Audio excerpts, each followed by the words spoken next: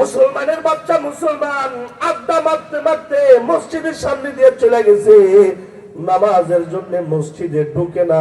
এরকম মুসল্লি মুসলমান আমাদের সমাজে আছে না নাই? আসতে গেছেন আছে, বড় গ্রামে মনে হয় নাই, মনে হয় আছে, আমি আছি আছি। তাইলে একজনে ঘরে থাকতে পারলো না, আরেকজন মসজিদের সামনে দিয়া গেল, মসজিদে ঢুকলো না। এটা কেমনে হইল? ওই যে ফারুখা মাখা ফারুখা মাখা ফুজুরাখা ফুজুরাখা ওয়া তাকওয়াখা। আল্লাহ বলেন আমি মানুষের ভিতরে ফুজুর মন্দ কাজের যোগ্যতা দিছি, আবার এই মানুষের ভিতরে আমি ভালো কাজের যোগ্যতা দিছি। বাবা ও বাবা, আল্লাহর কালামের আয়াত পড়ে আপনাদের সামনে বসেছি। আল্লাহ বলেন বান্দা তোমাকে আমি সব কিছু দিয়ে দিছি, তোমার ভিতরে আমি সব রকমের যোগ্যতা দিয়ে দিছি, এরপরে আমি তোমারে ছাইড়া দিছি। তোমার লগে আমার কাজ আছে, তোমার লগে আমার আলাপ আছে, তোমার লগে আমার নীতি নির্ধারণের ব্যাপার আছে। আলিফ লাম মিম সুবহানাকা ফাকিনা আযাবান নার। আল্লাহ বলেন আমি অনর্থক কাউকে সৃষ্টি করি না, অনর্থক কোনো কিছু আমি বানাই না।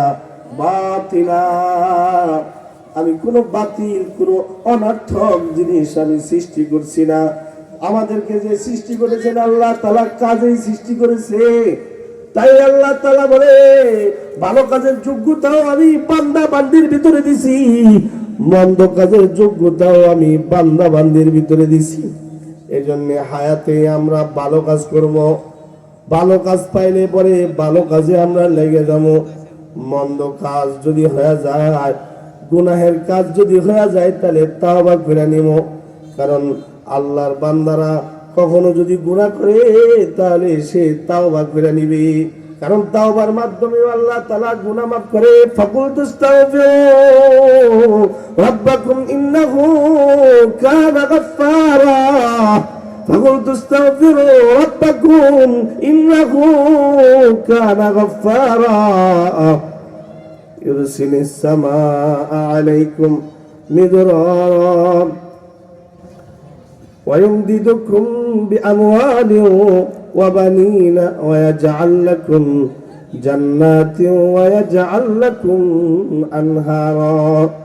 বান্দা গুনাহ করছে, তাওবা করবে, আমল করবে, একটা পুরস্কার পাবে 5টা। সুবহানাল্লাহ, জোরে বলেন সুবহানাল্লাহ। হইছে না? ঈমানের আওয়াজে আরো জোরে বলেন সুবহানাল্লাহ। সুবহানাল্লাহ। আল্লাহ বলেন ফাকুল তাস্তাগফিরু রাব্বাকুম ইন্নাহু কানা গাফফারা।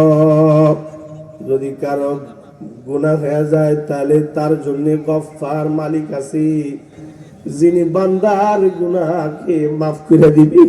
বান্দা যখন গুনাহগার হয়ে গেছে, তখন বান্দা শেষ রাত্রিতে ওযু বানায়া তাহাজ্জুদের নামাজ পড়া বলবে ছোরা কার গায়ে রয়েছে।